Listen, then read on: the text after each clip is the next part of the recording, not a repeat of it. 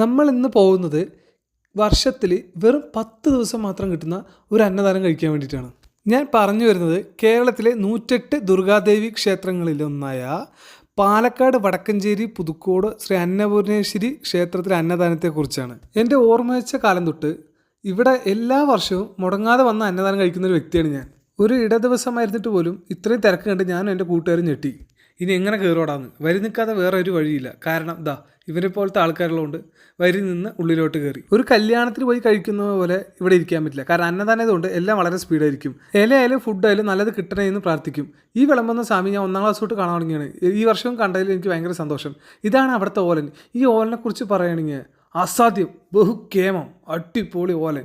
ഈ ഓലൻ ഈ അമ്പലത്തിൽ മാത്രമേ കിട്ടുള്ളൂ. അതാണ് ഇതിൻ്റെ പ്രത്യേകത. ഈ ഒഴിച്ചിരിക്കുന്നതാണ് പുളിങ്കറി. ഈ പുളിങ്കറിയിൽ നല്ല വലിയ വലിയ മത്തനും അല്ലെങ്കിൽ കുമ്പളങ്ങിൻ്റെ കഷ്ണം കിട്ടും. പക്ഷേ എനിക്കൊന്നും കിട്ടിയില്ല. ഭാഗ്യം പോലെ കിട്ടുള്ളൂ. പക്ഷേ എന്നിരുന്നാലും ഈ ഒരു ചെറിയ പീസ് കിട്ടിയതിൽ എനിക്ക് ഭയങ്കര സന്തോഷമായി. എനിക്ക് ഏറ്റവും കൂടുതൽ ഇഷ്ടം ആ മത്തനാണ്. ചോറൊക്കെ സ്പീഡിൽ കഴിച്ചു കഴിയണം. അല്ലെങ്കിൽ ഇതേപോലെ പായസം വരുമ്പോൾ ചോറും പായസം കൂടി ഒരുമിച്ച് കുഴക്കേണ്ടി വരും. ഇലയിൽ ഒന്നും ബാക്കി വയ്ക്കാതെ എല്ലാം വടിച്ച് തുടച്ചു വെച്ചു. വർഷങ്ങൾക്ക് ശേഷം ഒരു കൂട്ടുകാരെയും കണ്ടു. അതായത് പിന്നെ നേരെ പോയി കൈയൊക്കെ കഴുകി. ഓരോ ദിവസവും നമ്മുടെ വയറിൻ്റെ ഭാഗ്യം പോലെ ആയിരിക്കും ഫുഡ് കിട്ടുക. ഇന്നെല്ലാം അടിപൊളിയായിട്ട് തൃപ്തിയായിട്ട് തന്നെ കിട്ടി. ഇനിയുള്ളത് പുറമേയുള്ള വിശേഷങ്ങളാണ്. അമ്പലത്തിൻ്റെ വെളിയിൽ എവിടെ നോക്കിയാലും സ്കൂൾ കുട്ടികൾ മാത്രമേ ഉള്ളൂ. ഞാനൊക്കെ സ്കൂളിൽ പഠിച്ചിരുന്ന സമയത്ത് കാലത്തെ ഇൻ്റർവ്യൂവിൽ ചാടിക്കഴിഞ്ഞാൽ പിന്നെ വൈകുന്നേരത്തെ ഇൻ്റർവ്യൂവിലേ കയറുള്ളൂ.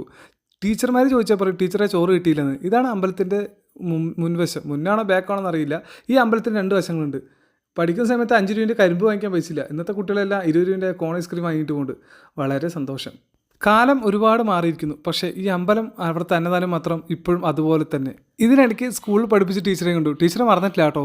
അപ്പോൾ എല്ലാവരും മറക്കണ്ട, ഇന്നത്തെ ഡേറ്റ് 26/9. ഇനി വെറും 5 ദിവസം മാത്രമേ ഇവിടെ അന്നദാനം ലഭിക്കുകയുള്ളൂ. പരമാവധി ഈ വീഡിയോ എല്ലാവർക്കും ഷെയർ ചെയ്യുക. പാലക്കാട് വടക്കഞ്ചേരി പുതുക്കോട് അന്നപൂർണേശ്വരി ക്ഷേത്രം.